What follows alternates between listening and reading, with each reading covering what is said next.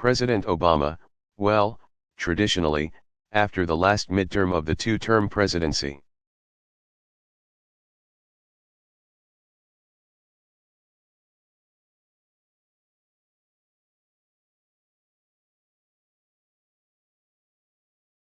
Since I can't run again, that's the label that you guys apply.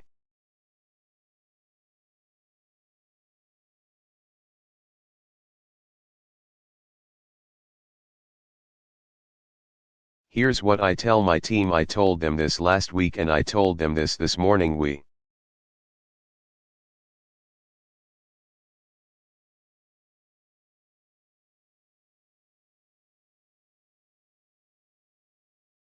had this incredible privilege of being in charge of the most important organization on earth, the U.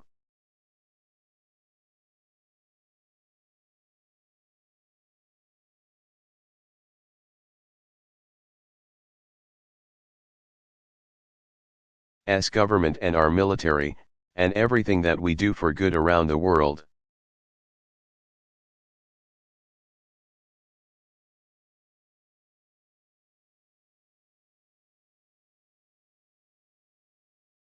And there's a lot of work to be done to make government work better, to make Americans safer.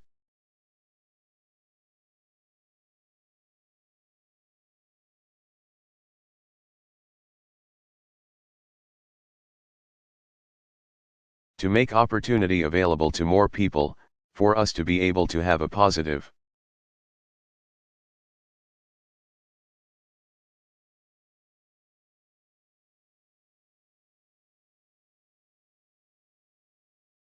influence in every corner of the globe the way we're doing right now in West Africa.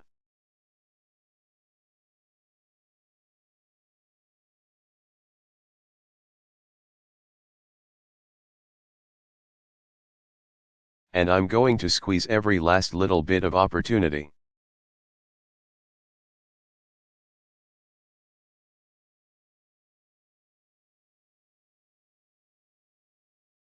To help make this world a better place over these last 2 years.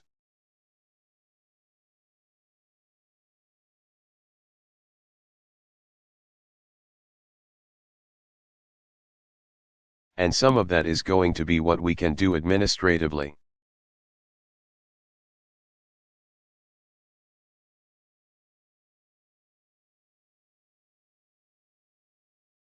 And simple things like how do we make customer service better in every agency.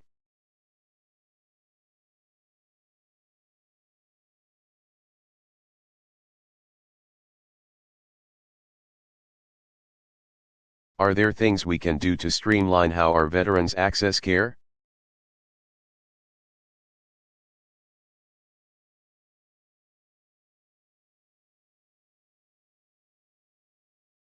Are there better ways that we can make businesses understand the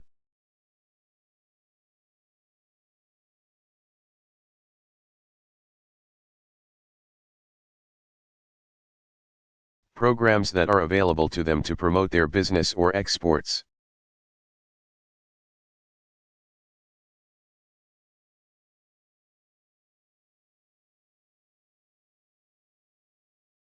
So there's a whole bunch of stuff to do on that front.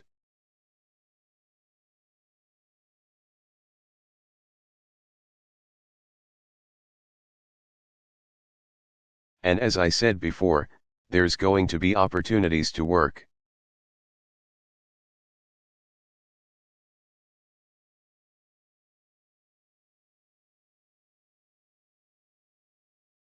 With Democrats and Republicans on Capitol Hill to get laws done.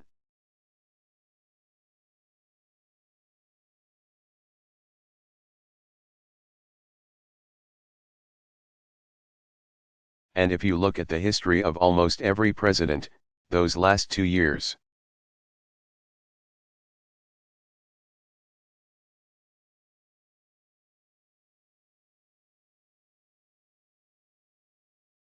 all kinds of stuff happens, in some cases, stuff that we couldn't predict.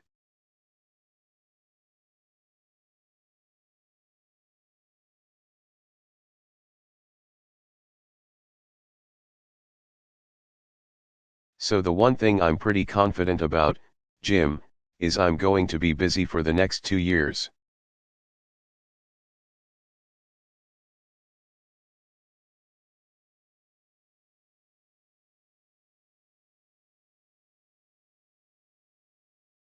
And the one thing that I want the American people to be confident about is that every day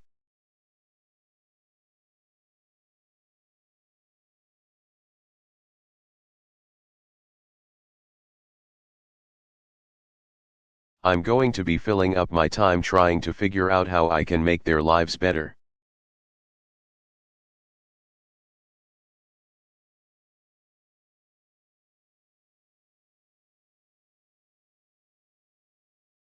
And if I'm doing that, at the end of my presidency, I'll say,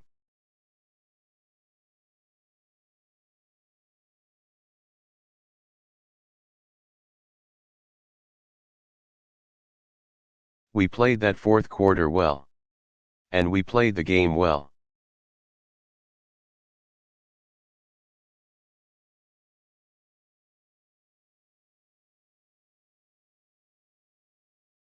And the only difference between I guess basketball and politics is that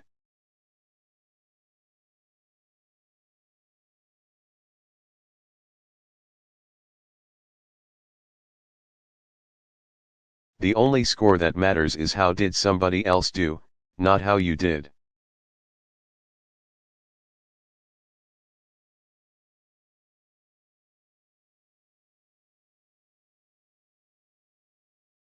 And that's the score I'm keeping. Am I going to be able to look back and say,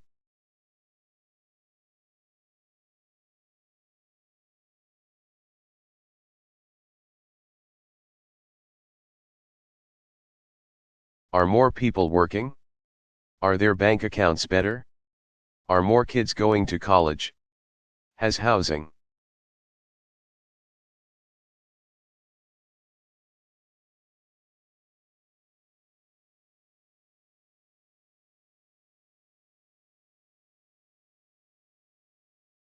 improved? Is the financial system more stable?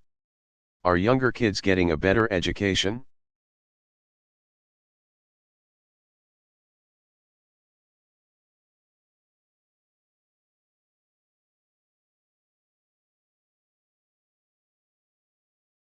Do we have greater energy independence? Is the environment cleaner? Have we done something about climate change?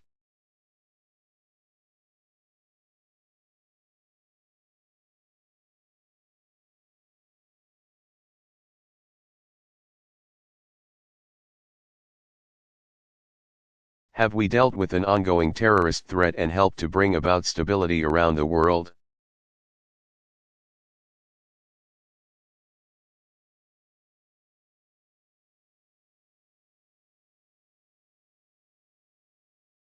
And those things every single day I've got an opportunity to make a difference on those fronts, which is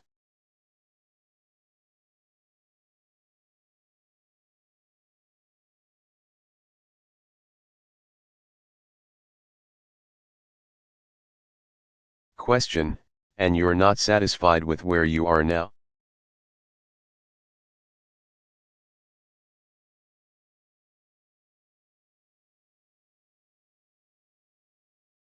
President Obama, absolutely not.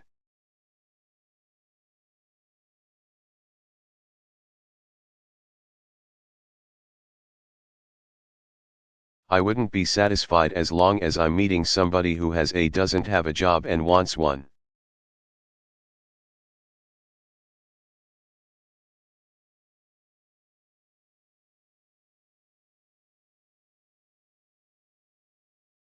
I'm not going to be satisfied as long as there's a kid who writes me a letter and says,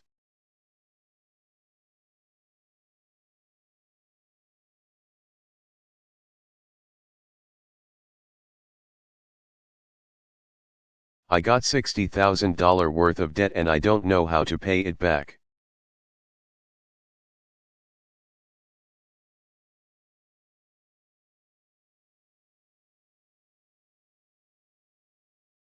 And the American people aren't satisfied?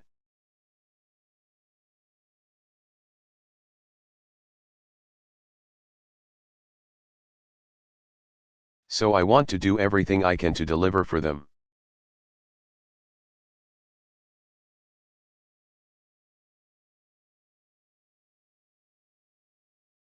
Question, and how about Democrats, the fact that they kept you out of these battleground states?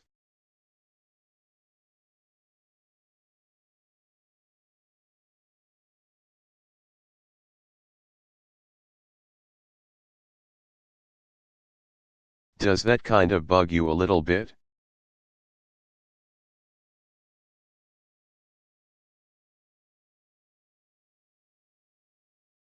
President Obama, listen, as I think some of you saw when I was out on the campaign trail, I love campaigning.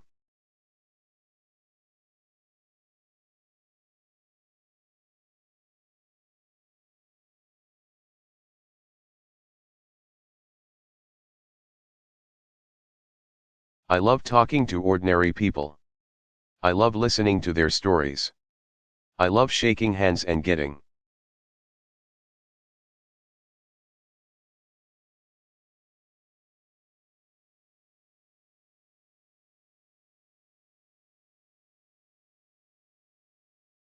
hugs and just seeing the process of democracy and citizenship manifest itself during an election.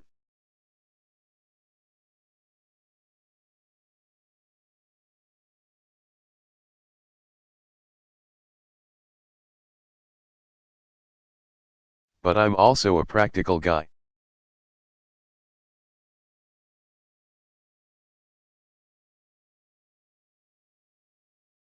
And ultimately, every candidate out there had to make their own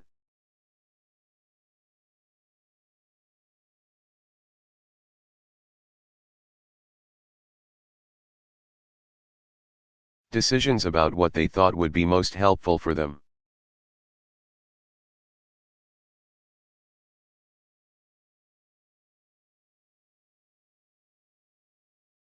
And I wanted to make sure that I'm respectful of their particular region, their particular state or congressional district.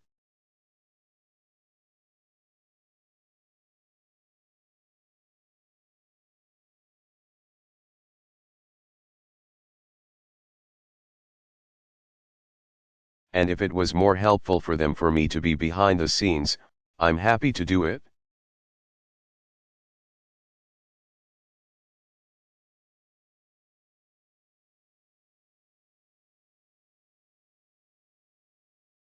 Question, you don't think it was a mistake?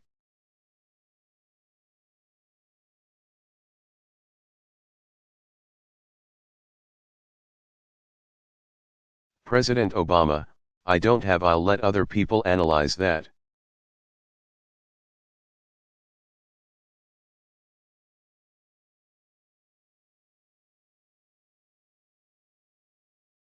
But what I will emphasize is that one of the nice things about being in the 6th year of your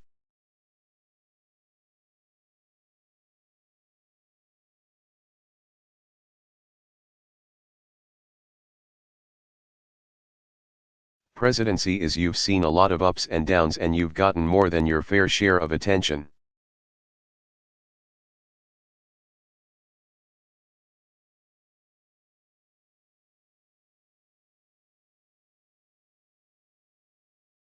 And I've had the limelight, and there have been times where the request for my appearances were endless.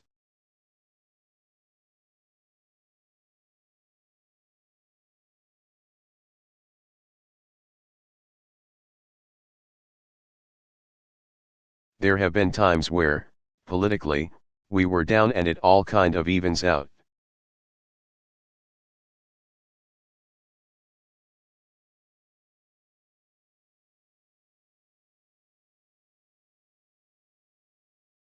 Which is why what's most important I think is keeping your eye on the ball, and that is, are you actually getting some good done?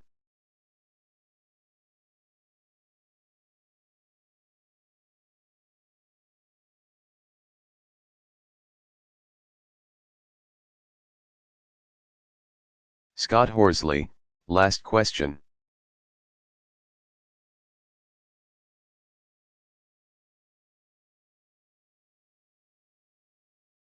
Question, thank you, Mr.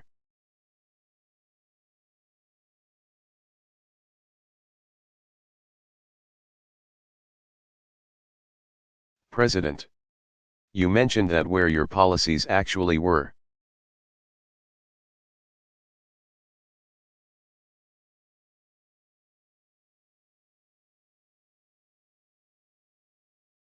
On the ballot they often did better than members of your party.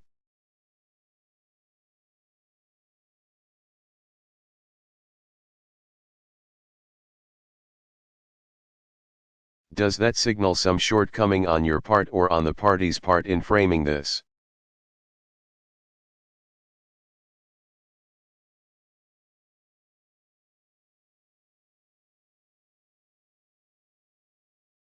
Election and communicating to the American people what it is that Democrats stand for?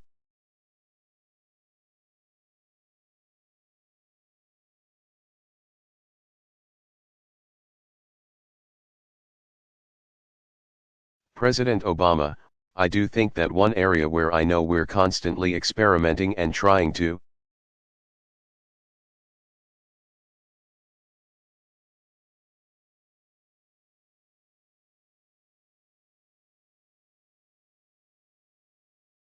do better is just making sure that people know exactly what it is that we're trying to accomplish.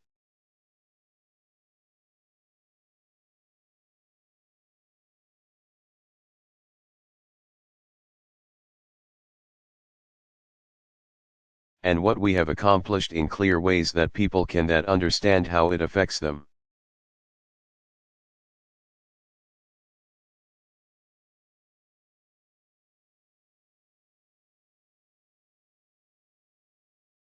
And I think the minimum wage I talked about a lot on the campaign trail.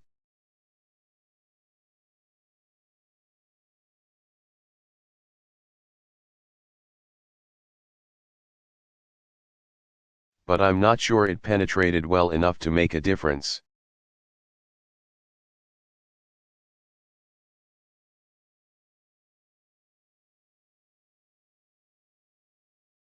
Part of what I also think we've got to look at is that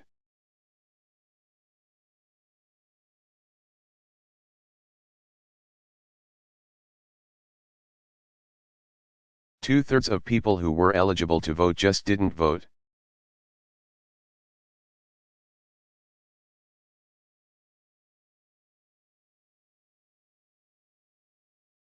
One of the things that I'm very proud of in 2008 and 2012 when I ran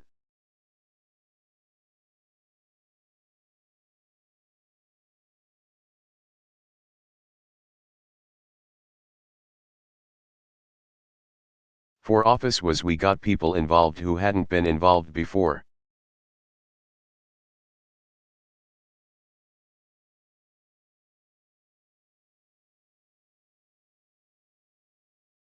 We got folks to vote who hadn't voted before, particularly young people.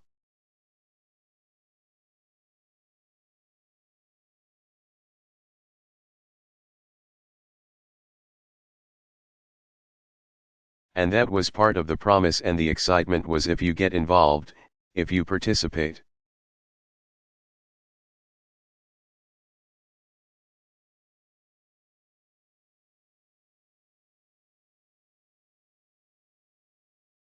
If you embrace that sense of citizenship, then things change, and not just in abstract ways, they change in concrete ways.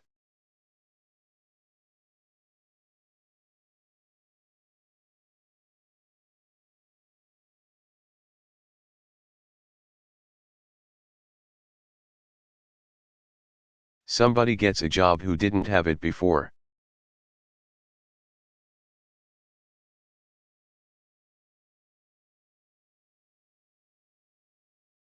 Somebody gets health care who didn't have it before.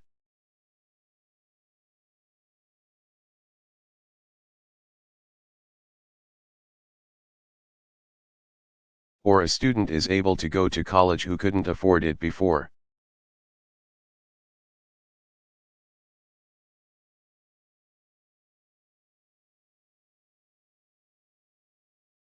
And sustaining that, especially in midterm elections, has proven difficult, sustaining that sense of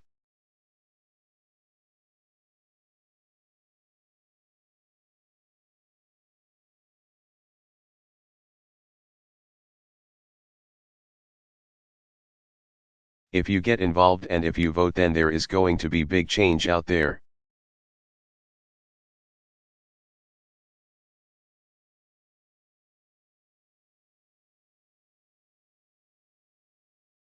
And partly I think when they look at Washington, they say,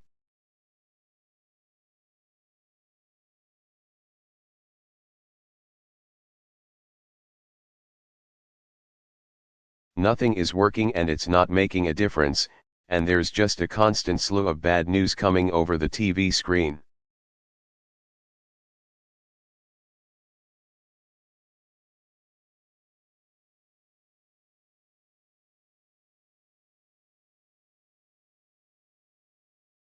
Then you can understand how folks would get discouraged.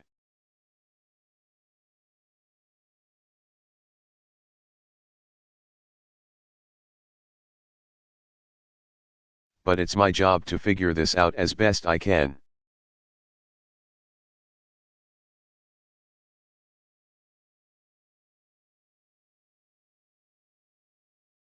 And if the way we are talking about issues isn't working, then I'm going to try some different things.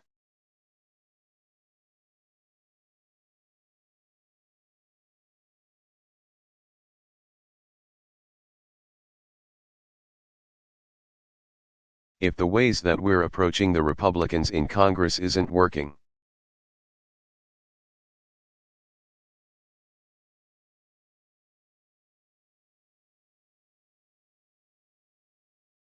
I'm going to try different things, whether it's having a drink with Mitch McConnell or letting John Boehner beat me again at golf.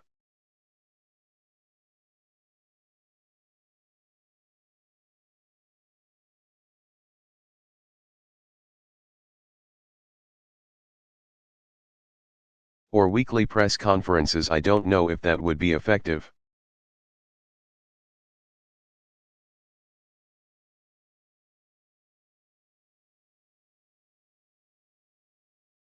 Whatever I think might make a difference in this, I'm going to be trying out up until my last day in office.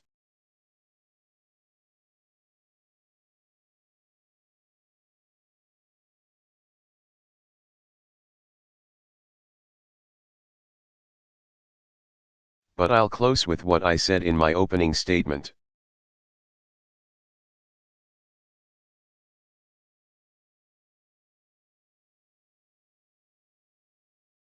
I am really optimistic about America.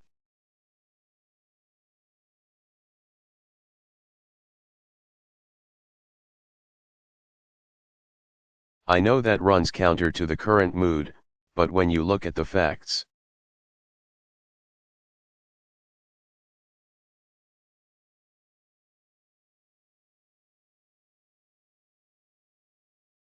our economy is stronger than just about anybody's.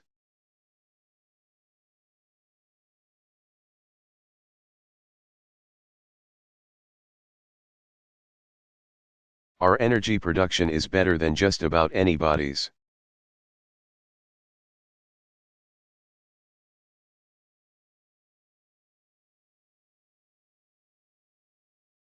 We've slashed our deficit by more than half. More people have health insurance.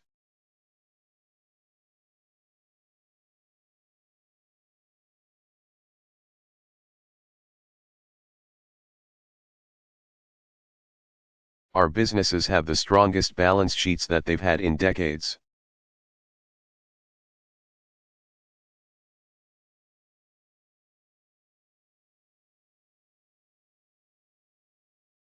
Our young people are just incredibly talented and gifted, and more of them are graduating from high school.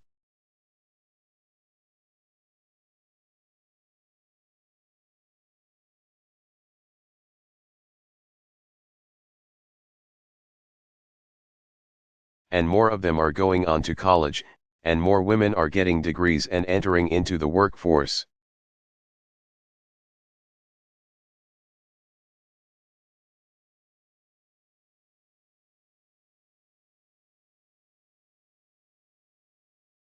And part of the reason I love campaigning is you travel around the country, folks are just good.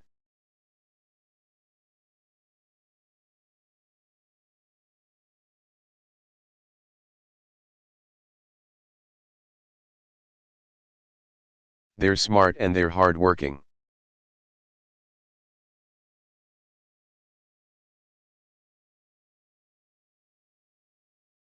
And they're not always paying a lot of attention to Washington, and in some cases they've given up on Washington.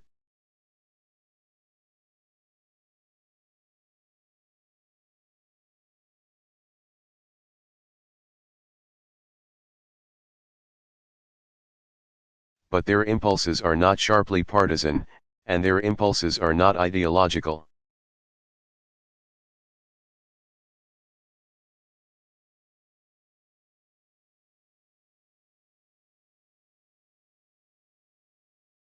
They're really practical, good, generous people.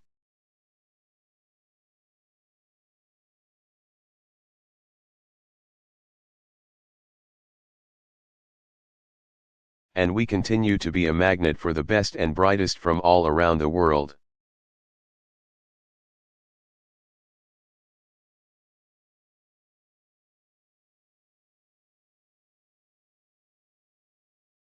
We have all the best cards relative to every other country on earth.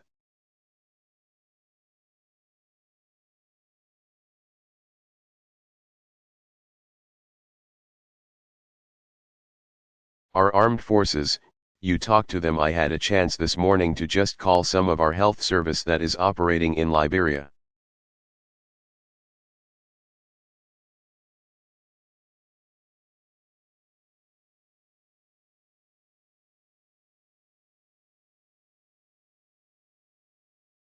And the amount of hope and professionalism that they brought has galvanized the entire country.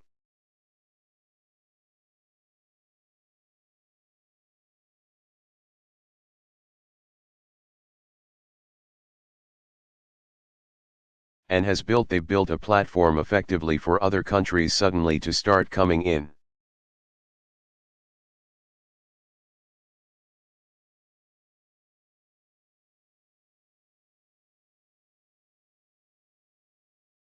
And we're seeing real progress in fighting the disease in a country that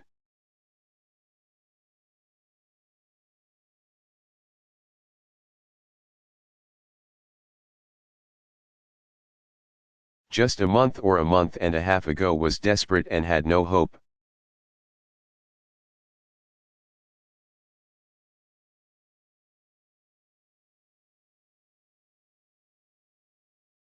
So all that makes me optimistic.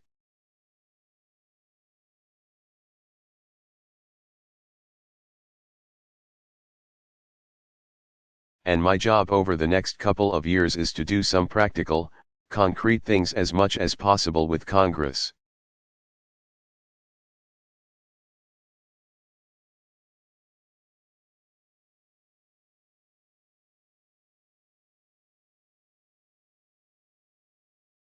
Where it's not possible with Congress.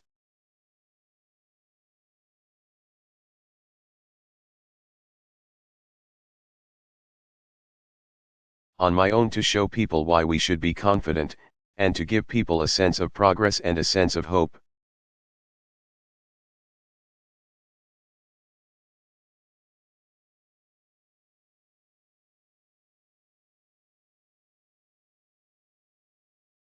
That doesn't mean there aren't going to be ongoing nagging.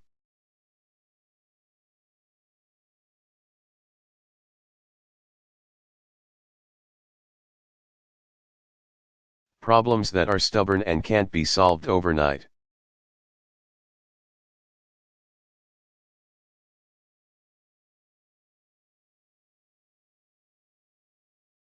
And probably the biggest one is the fact that despite economic growth, wages and income have still not gone up.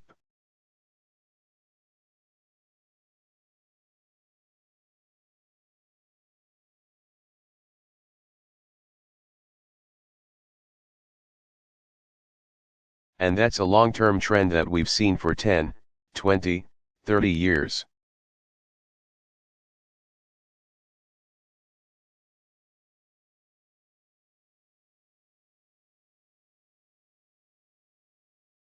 And it makes people worried about not just their own situation.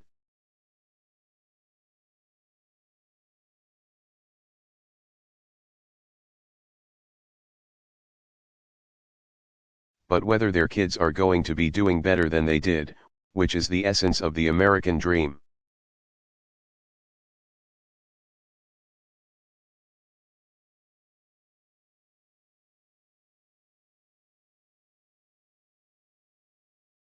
I think there are some concrete things we can do to make sure that wages and incomes do go up.